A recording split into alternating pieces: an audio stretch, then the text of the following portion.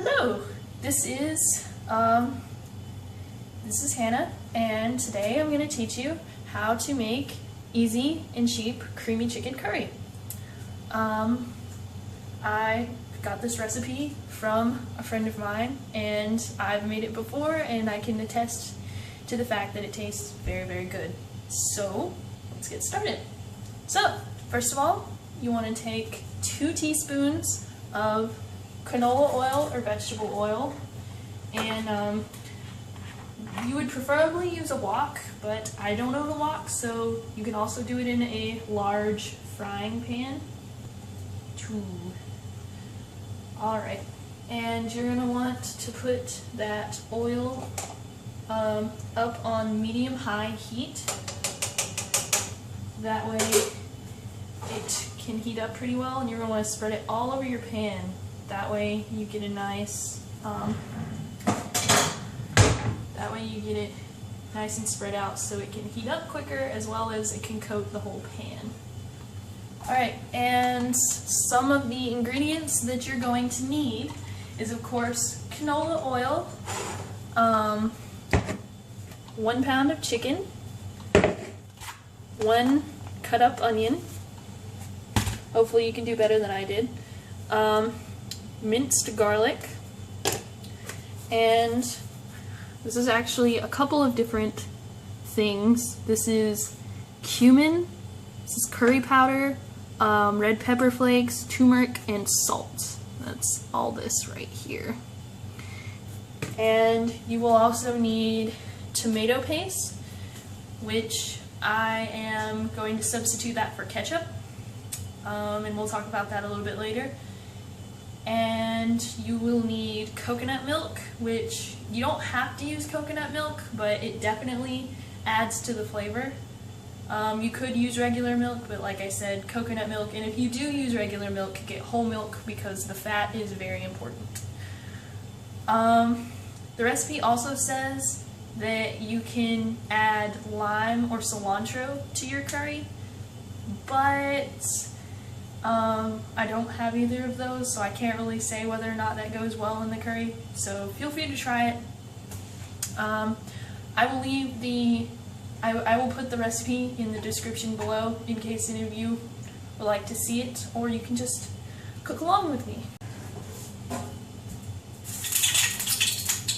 Okay, and to explain why I did that, that's something that my family always does. Is in order to test if an oil is hot enough, you get a little bit of water and just flick it on the pan, and if it pops like that, that means that the oil is ready to cook with. So, interesting fun fact. And put my onion in there. You're going to want to spread it around real good, that way the oil gets all over it.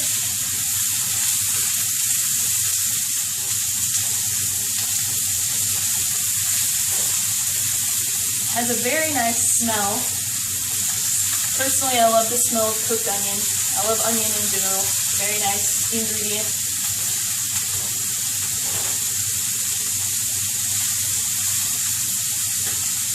And you're gonna cook that onion until it starts turning transparent, which should take just about 5 minutes or so, maybe a little longer. And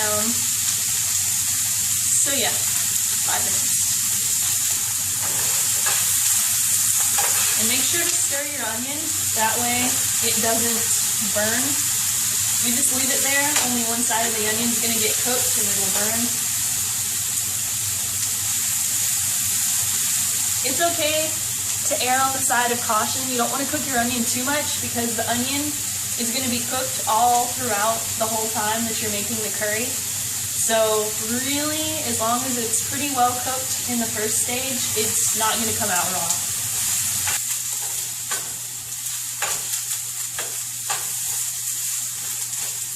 Alright, so just to show you what it kind of, oh goodness, what it kind of looks like.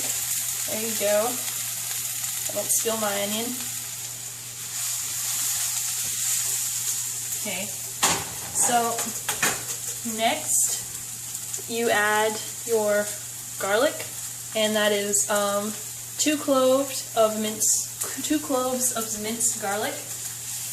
And since the garlic is minced, it's very tiny, obviously. So you want to mix it in really well. That way it doesn't burn. Something so tiny is going to get cooked very well, very quickly. So that's why we're only going to cook this for 2 minutes. Alright, now that our garlic is getting kind of brown, nice and cooked, we're going to add in some of our spices that I mentioned earlier, and that would be the cumin, turmeric, curry powder, red pepper flakes, and salt. So there's that. You can see bits of everything in there. I'm going to put that in there, and you're also going to put tomato paste or ketchup. Obviously tomato paste is preferred, but if you're a poor college student like me, then you work with what you have to. So you're going to add 1.5 teaspoons of tomato paste. I'm just using a ½ teaspoon, simple math here. So 1/2.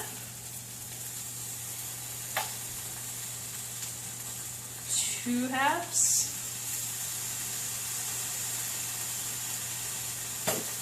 Oh goodness. 3 halves. So you're gonna mix that all together to a nice pasty looking interesting thing. And while that's cooking a little bit, I'm going to take our chicken here, and the recipe says to mix it in a bag, but mixing it in a bowl works just as well. And you're going to add just a little bit of cumin in here. That way it just kind of covers the top of the chicken pretty well.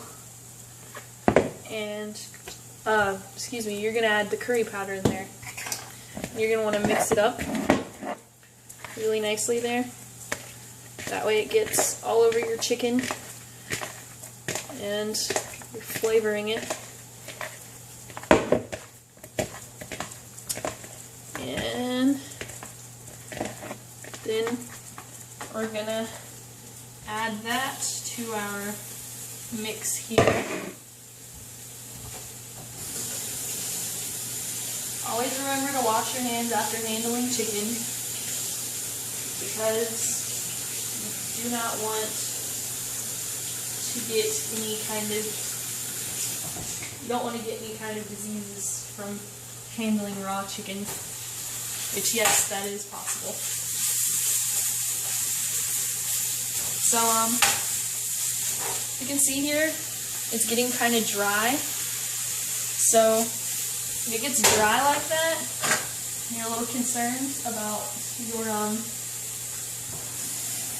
mixture, you can add a little bit of water just to kind of wet things down a little bit. That way nothing burns.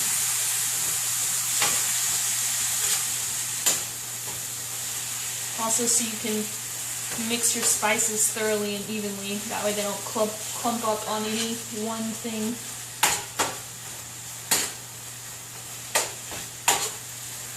And as usual, make sure to mix everything thoroughly.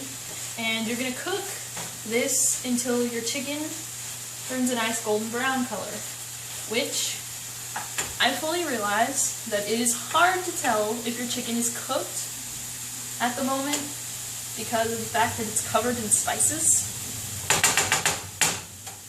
So what you do is you're going to cook it for a couple minutes, about 3 or 4 minutes, and then you're going to pull a piece of chicken out, and you're going to pull the biggest piece of chicken out that you have, and you're going to cut it in half.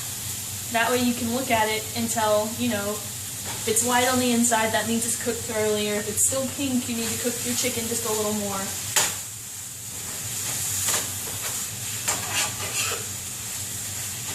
It also works pretty effectively if you maybe cut your chicken unevenly, so that way you know that you'll have your chicken thoroughly and evenly spread throughout your food. Next, you're going to add the coconut milk. And you can see the coconut milk is separated. This is the darker bit down here and the lighter bit up here. And that's completely okay, because it's just separating from the fat and the nice bigger contents. So you can shake it up. You don't really have to, but you can. You're going to add 1 cup of coconut milk, and I already have that measured out here, so open this. Just going to pour it right in there. As always, mix thoroughly, mix thoroughly, mix thoroughly. That is an important part of cooking anything, is making sure you mix thoroughly. Because if you don't, you're going to have flavor on one part and no flavor on the other part. And come on, gotta share the love, share the flavor. So, while that's happening, you're going to cook this for about 7 minutes. So, while that's happening, you're going to need rice for your curry. So, I don't know why I didn't get the rice out earlier. Okay. So, as with everything, rice is not an exact science like cooking normally is. So, for this, I'm just gonna fill the bottom of the pan with rice.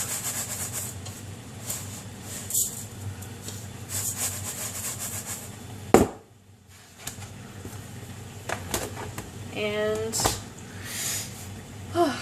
fill the bottom of the pan with rice.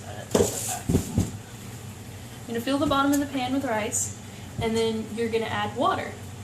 You're going to fill, I think it's for every 1 cup of rice you add 2 cups of water. So obviously, just pouring it in there, you have no idea exactly how much rice you have. So you're just going to have to kind of estimate. In this pot and with this amount of rice, it's going to be about halfway. The water's going to be about halfway up into the pot. So you're just going to put the pot of rice on the stove over here and put it up on high until the water boils. And then when the water boils, you're going to put a lid on it and you're going to let it boil for about 10-15 minutes. And, you know, the heat, how hot your stove gets, the rice, different factors make it cook faster or slower. So between that 10 to 15 minutes, you're going to have to come and check on your rice. When you know it's done is when the rice is soft and all the water is gone, because the rice has soaked up all of the water. So I'll show you what that looks like when it's done. And so you cook that until everything in your pot here is cooked completely through. And, you know, your sauce has kind of simmered down a little bit and is looking more like a sauce than a soup. Which, of course, you still want it to have a little bit of liquid because, you know, it's a curry. And, so yeah, when you have that where you want it, you're going to want to leave it on the stove with the stove setting on low. That way, you know, you can still keep your food warm, but you don't overcook it. And, you know, obviously if you leave it there for too long, it eventually will overcook.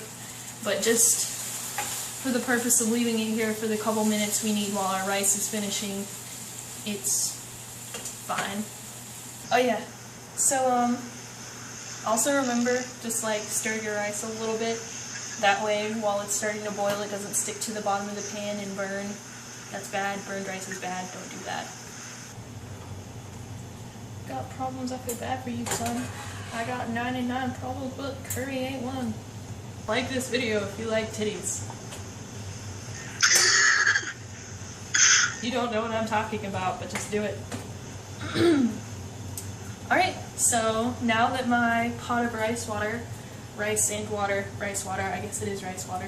Now that my pot has started to boil, I'm going to take my lid here, and the secret to not boiling over a pot of rice is to kind of tilt the lid a little bit. That way the steam can escape out the back.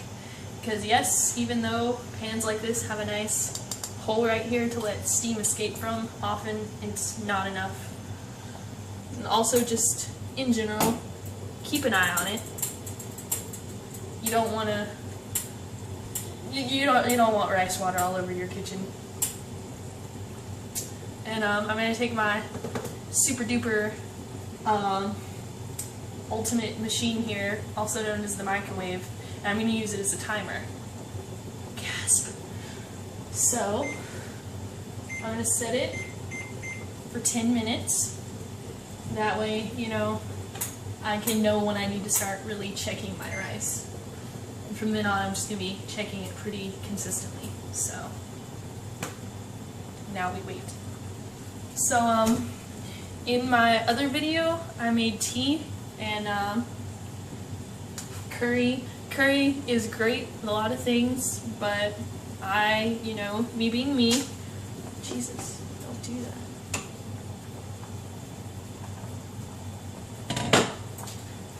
Me being me, I of course love tea, so I'm gonna make some good old sweet tea to drink while I eat my curry.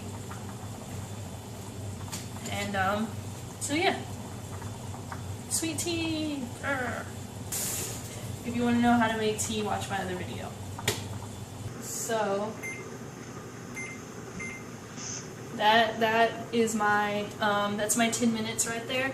And so far, the rice is still kind of in like a mush state. A lot of the water's gone, but it's not quite ready yet. So, you know, just keep on boiling until it's ready.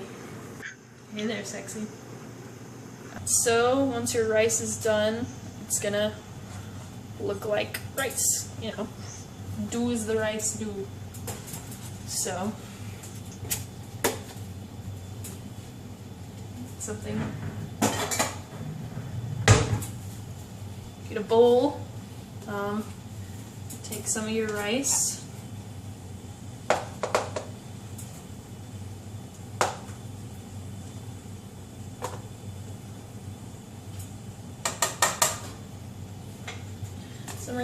and plop it down in there, and then take some of your curry, which you may need to mix a little bit since it's been standing for a little while.